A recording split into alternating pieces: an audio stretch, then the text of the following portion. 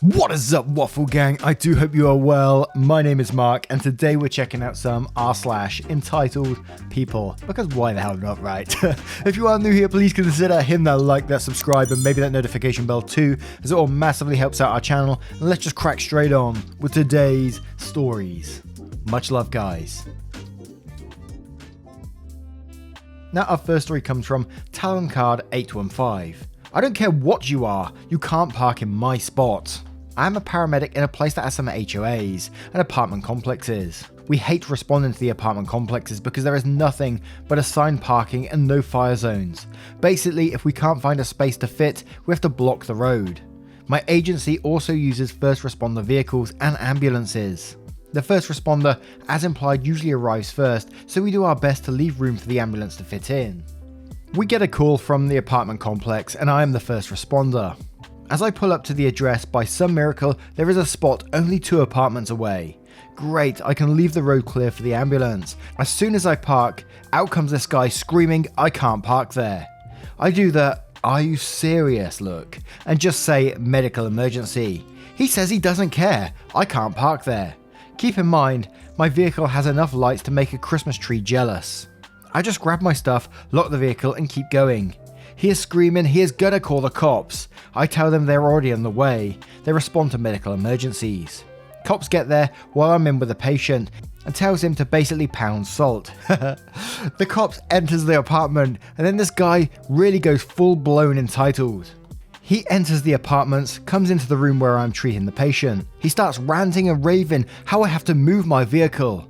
I look at the cop and say, get him out of here. The cop then seals his fate. She asks the patient if she wants this person removed from the apartment, and did she ever give consent for him to enter. The patient's response was, get him the fuck out, he's trespassing. Boom, the all clear. The cop gives him one last chance and tells him to leave or he will be arrested. He doubles down, I'm on the HOA board, I can go where I please. At this point, backup is called. The cop at least manhandles him out of the room.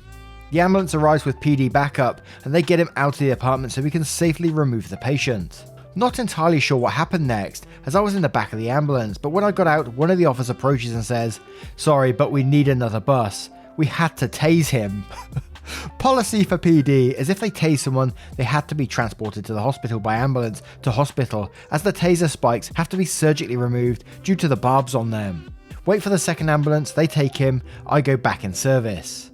Found out a few weeks later he was charged with trespassing, assaulting an officer, resisting arrest, interference with government administration, aka interfering with the scene of an emergency, all over a parking space that I would have been in all of 20 minutes if he hadn't created problems. I can only assume he took a plea deal, as I was never called to testify. It's one of those crazy ones. Imagine living under that guy, man, thinking he can just entitled to walk wherever he wants, just walk into your apartment. I'm from the HOA, I can be here. No, you can't. Piss off, mate. Jesus. But you've got to be like from like another planet, the planet entitled, to witness a medical emergency going on and think, that's my parking space. You can't park there, and get so riled up that you eventually get tased because of it. I mean, come on. But to make it sense, 30 says, this is absolutely disgusting. It boils my blood when people don't even get out of the way on the road. Hope these people or their families never have to wait for an emergency help. Then they will know how it feels in that scary situation instead of bitching over a parking spot. Some people need to get their priorities straight. He deserved to be tased, barging into someone's apartment when they are vulnerable receiving medical treatment. What a jerk. And Sunny says, it's rare I actually believe somebody who claims to be important somehow to defend bad behaviour, but I totally believe this guy's on the HOA board. Seems exactly the type to look for that petty power. And no, he doesn't have the right to go where he wants. I feel bad for the residents who have to deal with his nonsense. And holy moly, we got a story within a story. Grab some popcorn, guys, let's get involved. I Am the Night says, stories like this sound almost unbelievable, unless you work in healthcare. I've legit had similar shit happen. We have a new admit show up, and about the same time a patient directly across the hall from her coded. So we're in the middle of trying to revive this patient, she keeps calling out, so I step out to see what she wants. She wants her pain medication. I explained to her that since she just got here, she doesn't have any orders in yet, and we got a situation across the hall. It'd be a little while. She looks me dead in the eyes and says, I don't care who the fuck is dying, I want my pain medication now. 15 years in nursing and I sat there shocked as hell, and I've seen about everything. Took me a few minutes to pick my jaw up and tell her she'd have to wait, and she responded with, "I want the doctor now." At this point I was done with her and told her it was too bad. Her doctor was running the code. She'd still have to wait. People think we make this shit up, but some of the crazy shit people say in hospitals in medical emergencies is really mind-blowing. The icing on the cake was she was joking about it the next night, told the nurse she had, "Haha, you should be glad you weren't here last night. I was a real witch." Now let's move on to the next story. And our next story comes from Queenie. My family decided that the cake meant for my achievement is their snack. So I know this is going to sound petty as heck, but please hear me out. I'm all for petty stories, you know that. Context. So last weekend, I, 19 female, was awarded my Queen Scout certificate by Lord Baden-Powell on behalf of the Queen, which is a pretty big achievement in scouting. My grandmother came around our place on Wednesday and gave me a box of chocolate as congratulations and a Coles mud cake, fellow Aussies know the one, for me to share with the family to celebrate. Of course, the only two people out of the 5 of us living here that night were my dad and older brother, except my dad was out, so it was just me and my brother. I put the cake in the fridge for Friday, when all of us would be there, and that's when I told Dad what it was for. The cake had been untouched before heading to my course for the day. Anyway, I got home and a noticeably large piece was missing. Yep, my dad had taken a bit out of it to snack on. We didn't actually get to have the celebratory cake cutting. I was working a trial shift 2 hours away for a new job on Saturday after losing my old job a week ago, and on Sunday morning my 3 siblings, 22 male, 17 female, 11 male, headed to Mum's for Mother's Day.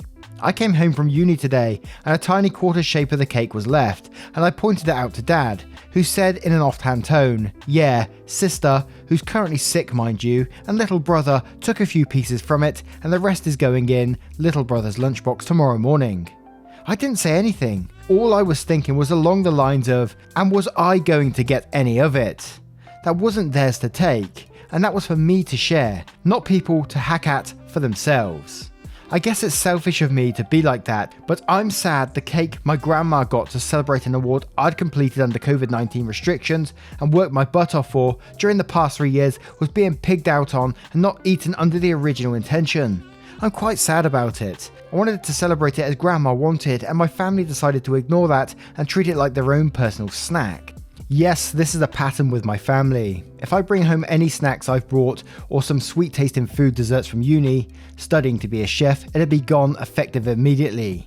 And if it's savoury, healthy or anything non-dessert like, they complain that they don't like/want it and let it sit in the fridge. Even though there's usually too much for me to have, I tell them they can have that. My older brother even asked when I start making desserts. And I do try and hide snacks, but my dad's rule is, if it's in a public place, e.g. pantry, fridge, even sitting on my bedside table, is fair game for everyone else. To clarify just in case, I know cake is meant to be eaten, and that it was meant to be shared. I'm just upset that I didn't get to be the one to share it. I was ignored, and we didn't actually get to celebrate at all. And yep, they expect invitations to my actual bad presentation in July, where there will be more cake, a full cake for family, and for me to take home, and cupcakes for guests. I'm betting the cake will be gone by Tuesday that week. And there is some edits to the responses which says, "Thanks everyone for the support, congratulations and internet cake." To everyone saying I should get a second-hand fridge/cupboard for my room, unfortunately I neither have the space in my room shared with my sister, which is a tripping hazard in itself since there's no room to walk around, nor the money unfortunately. Also, I don't want to confuse my elderly blind cat, she likes knowing where things are. Thanks for the thought though. As for throwing it out, my grandma spent money on that, and I don't want to waste neither food nor her money. Edit 2, I did have half of the remainder last night, and I decided to put the rest in a packed lunch for me for uni. But given that it was 2:30 AM and I passed out, I came down this morning and half of what I had left, a tiny sliver, was left. Had a chat to my sister and she said that Dad had said it was cake for everyone. And then she said, "I'm sorry, I'll get you a new one." And I told her that no, it was Dad I had an issue with, and that if anyone else was going to buy a new cake, it was him. Also, for everyone saying I just got a new job and making income, I did the trial shift on Saturday, but got an email last night saying that I hadn't made the cut, so I'm actually fully unemployed, and given that my previous job underpaid me, something I'm still working out, I didn't have much at all, and I'm trying to save. Can't move out yet since I don't have economical stability either. For everyone saying get revenge by putting peppers/laxatives in a new cake. I found them comments hilarious to read. Unfortunately, I'm not brave enough for those kind of antics. Again, thank you everyone for their support. Edit 3. Despite my homegrown honey, I'm a beekeeper and I have hives at my stepdad's being tucked away. I went to put some in my sandwich for school and most of it was missing. The honey jar even had my name on it. Low-key thinking about making a cake saying, congrats, my name on it. Also, my older brother came out, saw the cake and laughed, saying, that cake didn't last long. And I said, yeah, I didn't get any of it either. And he just laughed and went, ah well. Man, the entitlement again, like for the dad to take a piece of that cake, a large piece of that cake to begin with. I just don't get the mentality of some people. It was clear what that cake was for. You even said it to him at the start and he still went and took a bit and then was packing it up for the kids' packed lunches the next day as well. I mean, come on, man.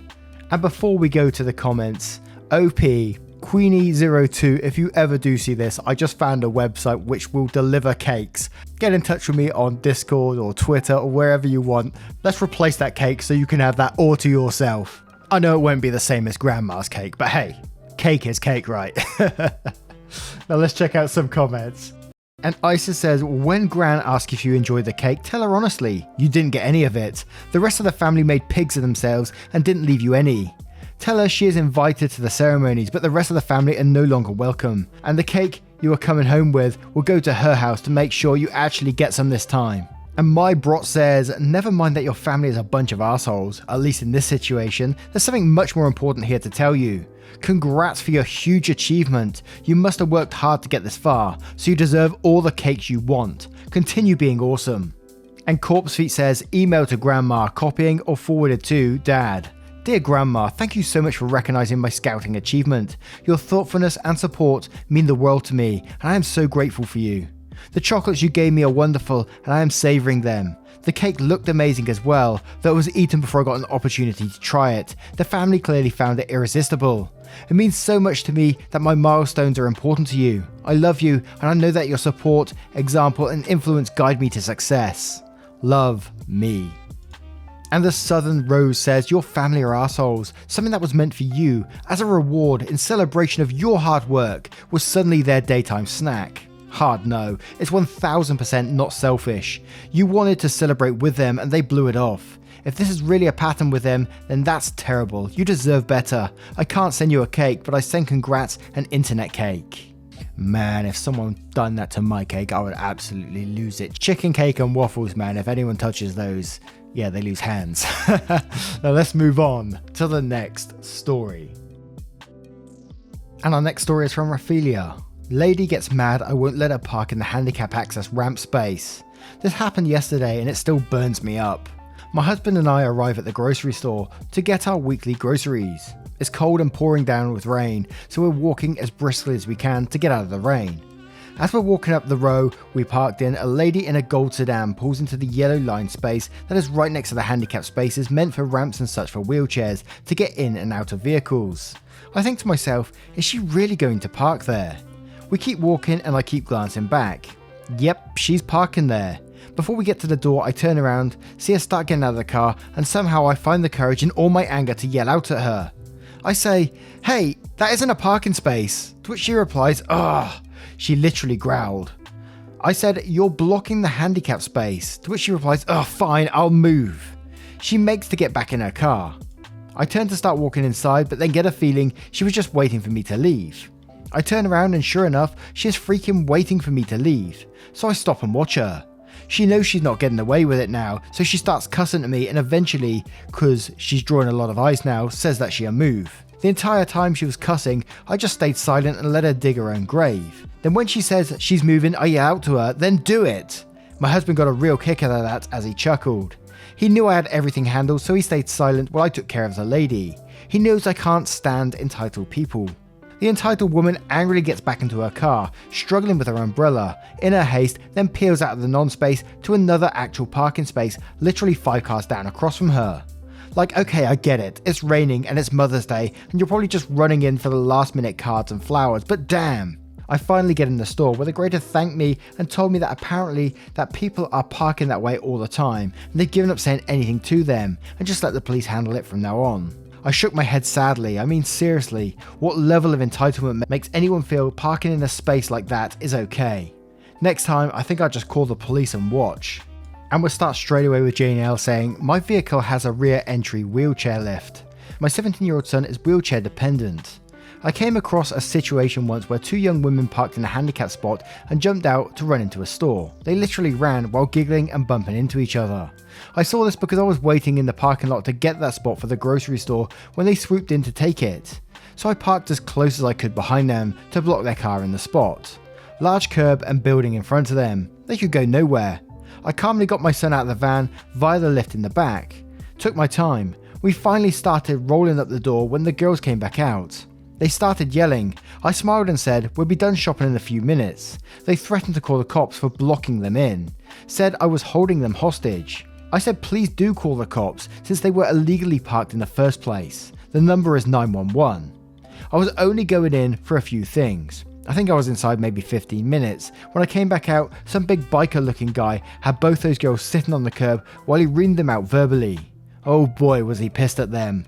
I was quite surprised to see them just sitting there with their heads down, just taking the verbal assault. He made them even apologise to me.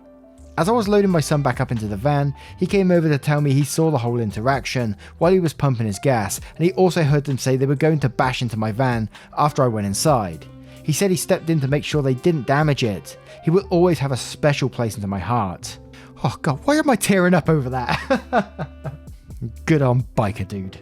And D says, people park in those spaces constantly. Where I am, the police literally don't care. They say it's private property and there's nothing they can do. When someone parks next to me like that, I back out and park behind their car while transferring my sister from her chair to car. Put the wheelchair away and load groceries as slow as possible. When they complain, I mention this couldn't happen if they had parked legally. Then I make sure to take the car back inside. Maybe chat for a few minutes. Oh, and I'm disabled too, so I move like a sloth. And old boy Sleazy P says, there's an elderly couple that had a handicap space right in front of their apartment. It's literally just one spot and the ramp space. People park there all the time, and after all this time, they just started having them towed. The truck is usually there within 10 minutes. I've witnessed a few younger people running out to see their nice car already in the distance, and the old couple driving off slowly. And XAngel1421 says, anytime a cop comes to my store for whatever reason, they sweep the parking lot for illegally parked cars and ticket every single one they find, including the dumbasses who wait in the fire lane because, oh, he went inside for just one thing, they'll be right back, because even idling in that space is illegal. I've seen the cops keep someone they arrested at our store in the back seat while they write tickets. It's hilarious. But let's move on to the final story. This story is from Average Biker 21. How trying to sell a Nintendo Wii to a friend ended up with me losing money and burnt bridges. So I've been trying to leave this whole mess behind, and I figured ranting about it on the web could help. Now I know there were probably many stuff that I did wrong and or could have done better, so I'll accept any criticism wholeheartedly. Get comfortable, reader. This is a long one. For some backstory, I had been friends with this guy, let's call him Sid, for what would have been 7 years, if the following events didn't happen. Since I saw him as such, we did many activities together, many hangouts and sleepovers. In my house, he hardly ever invited me to his, and even him staying for a week after his dad kicked him out and his mum out of the house. Needless to say, we were close at the time, which is why I had such a hard time putting my foot down and even cutting ties with him throughout all this. Prior to this mess, I'd been thinking of selling my Wii console, along with 2 controllers and 30 plus games for a while, but I used to always set it aside or just forget about it. Around last July, because of the virus, I decided I could use the money, so I started the process to actually sell my Wii. I researched a bit to set a price, 8,000 to 9,000 Argentinian pesos, so roughly $85 to $95. I'd seen similar bundles nearing those prices online. Note, I know some of the numbers in the story may seem messed up, but so is our economy, so please just roll with it. Now onto the story. Sid had already shown interest for the Wii, but because I wanted to sell it for good money and not take it out of a friend's hands, I for whatever reason told him I would most likely look for a buyer on the internet. After much insisting on his part, I decided to sell it to him, discounted of course, because we were friends at the time.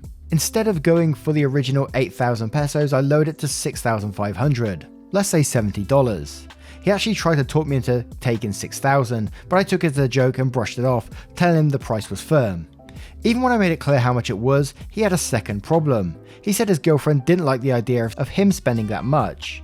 Yes, I know that sounds dumb, as always, hindsight is 2020. For reference, he didn't live with said girlfriend just yet and they had just been dating for about a year. Not much of a reason to have a say on how he spent his money. Whatever, he wanted to cut me a deal. He'd at first pay me 1,500 pesos for the Wii and then 500 each month, 16 and 5 respectively, until the 6,500 were paid off. I decided to just take it, like I said, I needed the money. The second problem was, after we made the transaction, since I lost the original box of the Wii, I decided to put the console, the accessories and the games inside of a set of 3 boxes as neatly as I could. I also, of course, turned on the Wii to see if it still worked and ran all of the games through it the night before. I did my best to make sure everything was in condition, which it was. The only exception was the charger, which cable had a bit of plastic recoil from the transformer, so its wires were visible. I'd offered to fix this, but Sid said he'd handle it. Well, a while after he came to pick it up, Sid sent me a message complaining that the charger's cable had broken. The messages had an accusatory tone, so it was my fault, and not because he took the console without much care, opposite of what I warned him to do when he took it. However, reluctantly, I agreed to pay half of what it would cost to fix it. Other than that, things seemed to be going well. I took the 1,500, we split the cost of the fix, 500 pesos each. I took a note of how much Sid owed me after that, so I wouldn't forget, and waited, and waited, and waited, for 6 to 7 months. In said time, I ended up losing my job and getting a gig that doesn't pay as much. I told Sid many times to please either give me at least part of what he owed me, or tell me when he could do it, because I was having a bit of a hard time. What he was doing in the meantime, you ask? He went out with friends, including, but not limited to, our friend group, bought gifts for his girlfriend and took her on dates, and fucking bought an apartment. You read that right, he hadn't finished paying me back before settling a deal to move into an apartment, including the obvious deposit, rent and utilities, which he actually used as an argument to justify when he didn't have my money. Needless to say, I got annoyed more and more as we approached February, with me not receiving another cent from Sid. Finally, during a phone call, he mentioned that he could finally give me the 2,000 that he owed me. Thing is, if you kept up with the math, he actually still owed me 4,500. So not only he kept me waiting for half a year, he tried to lowball me for a second time. I cut that conversation short, hoping I had misunderstood something. But no, I later reminded him to please let me know when he could hand me the 4,500 pesos he had yet to pay me. He started arguing that was 2,000 pesos because he had given me the 1,500, then 2,000 out of the total 6,000, which I hadn't even agreed to. I tried to argue that 6,500 original price minus 500 charger fix minus 1,500 what he gave me equaled 4,500 remaining. But no, he was convinced he actually paid me more, even though he hadn't. After a short back and forth, he basically texted me that he was sick of arguing and to go to his house the next day to get the Wii and give back his 1,500 pesos, which at first said was more. Thing is, I couldn't gather the money unless I managed to sell the console again, so I said that I'd give him the money as soon as I could get it. He either didn't acknowledge that statement or chose to ignore it, and just said that he'd give back the console and to hand back the money. I was so frustrated that my mum noticed something was wrong and asked what had happened. After I told her, she sat me down and helped me realise that Sid was an exploiter. I'd been there with him for more times than I could count, did many favours, and here he was, screwing me over. She was pretty mad about it too, and asked me if I wanted her to come with me for support the next day, but I said it wasn't necessary. I still had her drive me there because I ended up running late to the time Sid had set for me to come round. Now here's where I very likely messed up. I went the next day and took the console back, but I didn't have the money. I'll admit that this was because I obviously couldn't get it on such short notice, but also because I felt hypocritical of him to keep me waiting for my money for 6 to 7 months, yet expect me to get it at the drop of a hat. Once I got to his place, Sid nonchalantly gave me the console in a suspiciously small bag. I didn't pay much attention to that detail, since I was tired of this whole ordeal and wanted to get it over with. He demanded the money and got offended when I said I didn't have it. Being almost out of patience, I answered, "Look, you kept me waiting for 6 months for this. Give me at least a couple of days." Then I got in the car and left. Now, while in the car, I decided to actually check the bag Sid had given me more thoroughly. That's when I noticed it. The 30 plus games that I'd given to Sid, all inside of their boxes / paper envelopes I bought them in, were now 10 CDs tucked in a package. I called Sid, pissed off, and asked him where the missing games went. He had sold them, each for 10 pesos, not even a tenth of their actual worth, to pay for his half of the cost to fix the charger, without telling me. I just blew up and told him that selling the Wii would be much harder now, then demanded he got the games back. His only answer was, give me the 1500 pesos and I'd get you the games. Now all this was on speakerphone, since I had my phone in one hand and the bag with the Wii in the other. After hearing this, my mum also had enough, grabbed the phone out of my hand and tore into him as well. I ended up blocking his contact after I saw a text of his that read, if you give me something, you're supposed to give me the money, which he had sent before the call. I was just tired of this train wreck of a deal and wanted to talk it out after taking some time to clear my head. Thing is, Sid didn't give me any time. He went through the group chat we had with our friends to throw me under the bus, claim how much of a pussy and a scammer I was, and then kick me out of the group. They didn't even know what was going on, so they got quite a surprise. To make a long story longer, someone else put me back in the chat, we discussed it and well, some harsh language was thrown around. Sid defended himself saying he didn't pay me back because he had to fix his apartment and that I should be more sympathetic. The thing is, he decided to get an apartment on his own. I didn't see how I was to be held liable because he got a place he couldn't afford. He also didn't tell me any of this, he kept me in the dark waiting for a payment that I never got. In the end, I was willing to negotiate to get the games back in exchange of giving Sid the 1500. He however wanted to cut all ties because there is no friendship here. He didn't want the money back, nor to have anything else to do with me, and honestly I just accepted this, not just because of the Wii issue, but this whole thing helped me look back on more shitty attitudes he had, and overall him being a negative person. For instance, he once told me I had too high of a standard for going girls I found pretty, me being me. And now I have a Wii with over half the games missing, which, as I later realised, he had factory reset. Something to note, the Wii was chipped, which meant it had a program installed to run games that are not exactly original, but cheaper. This is common practice where I live, and the games usually work fine. Now because of the reset, said program was gone, which means the games are basically useless. The cost to set it back up is currently 2,800 pesos, 1,300 more than Sid originally gave me. I lost money and games trying to sell this guy my console. As for Sid, I hadn't much news from him since I cut contact. Last I heard, he actually had a fight with another friend from our circle, and left 2 group chats we were both involved in. So that's the story of how a failed attempt of selling a console cost me a 7-ish old friendship and made me decide I'll never sell something to a friend again. I'll admit I was sad because of this outcome at first, but life goes on. I'll just try again when I get the Wii back in selling condition, then move on with my life. If you read this whole wall of text all the way to the end, let me tell you that you're a legend, and hope the story entertained you as much as it frustrated me. And let's face it OP, Sid isn't a real friend, was never a true friend. They were just looking out for themselves and how everything can benefit themselves in the end. You gave them more than enough chances in this, you even reduced the price and went along with it, so I'm sorry that you got stung on this one. With many negative experiences, we usually learn lessons from this, and it seems like you have learned a good lesson. You sound like an amazing person to be around, so keep doing you, and I hope you don't look at friendship in a negative way because of this. Anyway, what do you guys think of this collection of stories? What are your thoughts? Let us know in the comments below if you choose to do so. And just a huge thank you for being here today. You are truly appreciated. Honestly, I can't express that enough. So thank you so much for being you. Click that like button if you have a moment. And if you want to support the channel further, you absolutely can by clicking that join button down below for YouTube, or clicking the link in the description for Patreon and join up there. Thank you so much for your love, support and time, and I will see you in the next one. Take care guys. Much love.